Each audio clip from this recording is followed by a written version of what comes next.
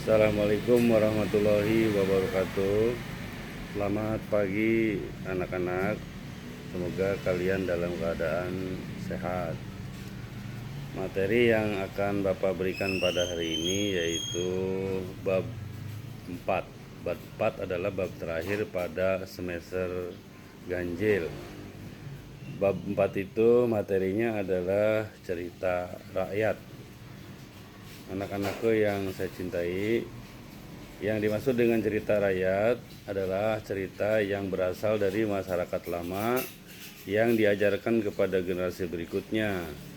Nah, pada umumnya cerita rakyat itu menceritakan asal muasal kejadian satu tempat atau salah satu tokoh.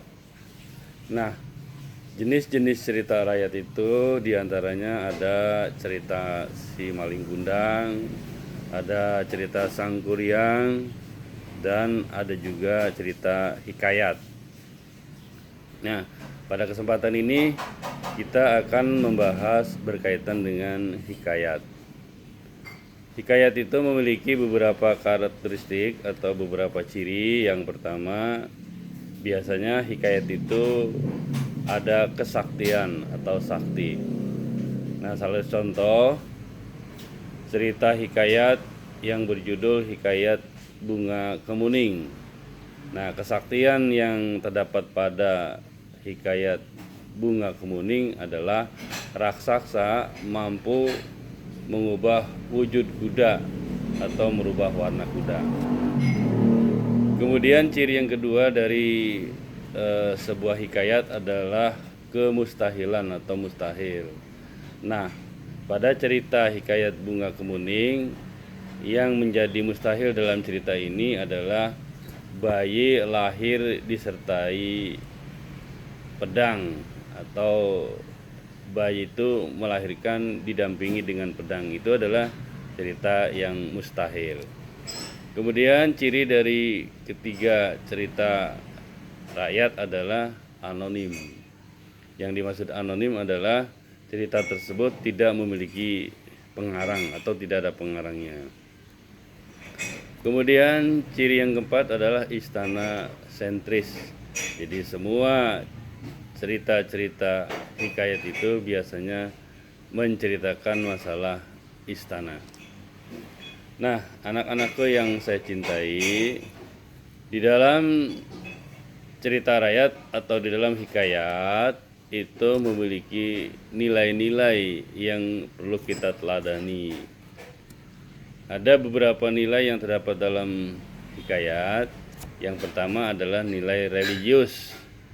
Nah, contohnya pada cerita Hikayat Bunga Kemuning, nilai religiusnya adalah dia meminta atau memohon kepada Tuhan supaya dimudahkan urusannya atau dimudahkan rezekinya.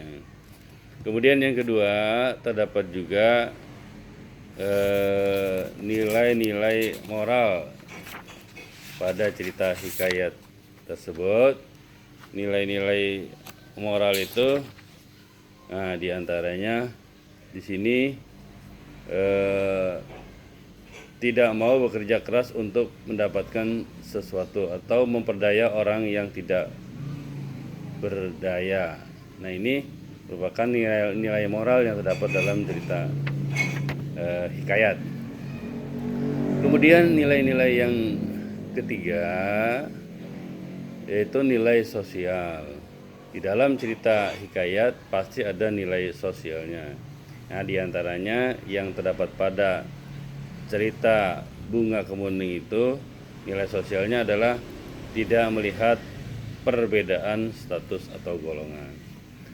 Kemudian yang ketiga, di dalam cerita hikayat pun terdapat nilai-nilai budaya. Nah, misalnya dalam cerita tersebut raja ditunjuk berdasarkan keturunan, itu juga termasuk nilai-nilai budaya.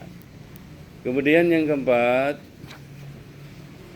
ada nilai edukasi.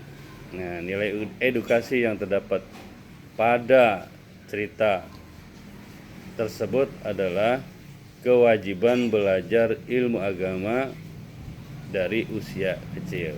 Jadi sekali lagi, Nilai-nilai yang terdapat pada cerita hikayat itu ada 5. Yang pertama ada nilai religius atau nilai agama. Yang kedua ada nilai sosialnya. Dan yang ketiga ada nilai budayanya. Dan yang keempat ada nilai moralnya. Dan yang kelima ada nilai edukasinya. Nah, oleh sebab itu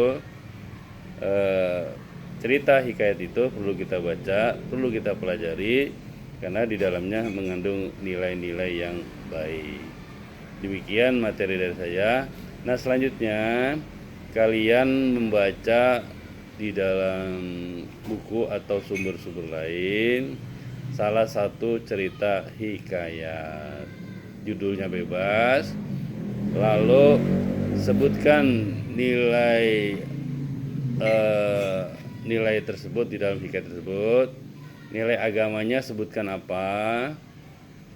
Kemudian yang kedua nilai sosialnya apa, kamu sebutkan. Yang ketiga nilai budayanya apa. Dan yang keempat nilai moralnya apa. Dan yang kelima nilai edukasinya apa. Sampaikan melalui GC. Demikian materi saya pada hari ini. Assalamualaikum warahmatullahi wabarakatuh. Selamat mengerjakan ya. Jangan sampai tidak dikerjakan. Ini kemungkinan tugas yang terakhir, karena setelah ini kita akan mengadakan ulangan umum.